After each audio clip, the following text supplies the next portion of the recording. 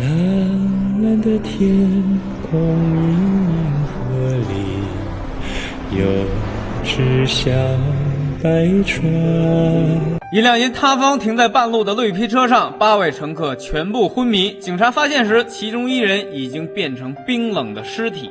看似毫不相干的8人，早在10年前便一起埋下了罪恶的种子。几人大喊有鬼，是真的有鬼，还是心里有鬼？跟随叔叔的脚步，一起踏上这辆罪徒之死亡列车。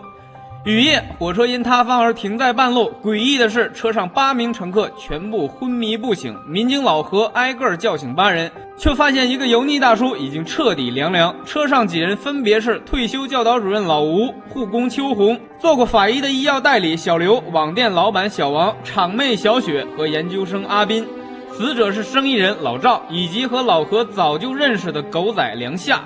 梁夏把老何单独叫走，告诉他几人之间有很深的羁绊，包括他自己。10年前，梁夏为了博眼球，写了一篇关于中学生四角恋的报道，内容是一个女生争风吃醋意外身亡，而真实情况是，这是一起校园欺凌事件。死者徐楠被打到脾脏破裂，原本可以救治，但没想到他竟然麻药过敏，死在了手术台上。一起欺凌事件最后被鉴定为医疗事故致死，而当时的鉴定法医就是小刘。老吴是当时的教导主任，秋红是当时学校的医生助理，老赵是当时学校门口小卖部的老板，小王和阿斌则是霸凌者，小雪是徐楠的闺蜜。8人都与当初徐楠的死有着直接或间接的关系。梁夏直言，凶手还会继续杀人，那凶手究竟是谁呢？就在2人交谈时，车厢内发出了一声惨叫，小王在噩梦中惊醒，大喊着有鬼有鬼。他说他看到女鬼疯狂地追打他。这时老吴惊讶地说，你也看到了？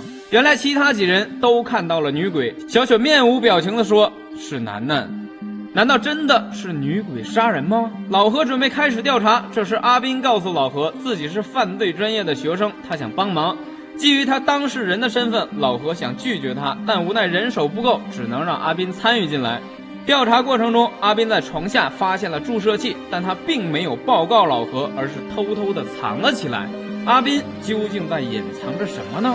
老何在老赵的手机里看到了一个叫自由如风的人，对方说道，只有这次机会了，9524次时间最合适。同时可以看出老赵的车票也是这个人买的。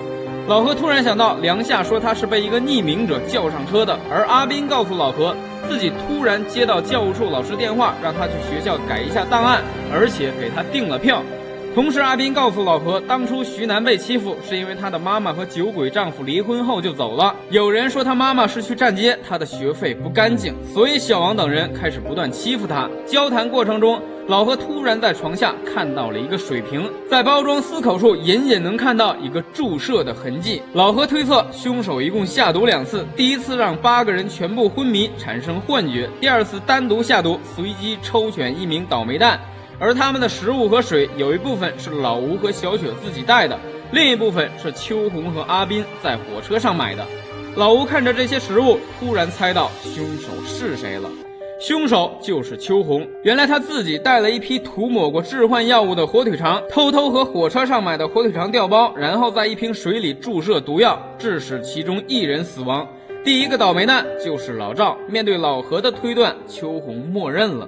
更让我们震惊的是，原来秋红就是徐楠的亲生母亲。法院把孩子判给了长期酗酒的父亲。秋红苦于见不到孩子，于是跑到学校做校医助理。看到孩子身上的伤，秋红多次反映，而老吴为了学校名声，选择隐瞒不报。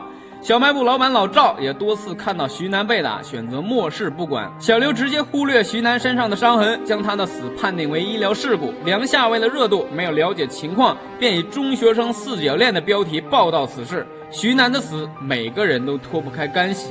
而身为母亲，看到自己的孩子被欺凌致死，所以秋红选择要替女儿报仇。眼看着案子就这样完结，但小刘看到水后，告诉老何那瓶水是他的。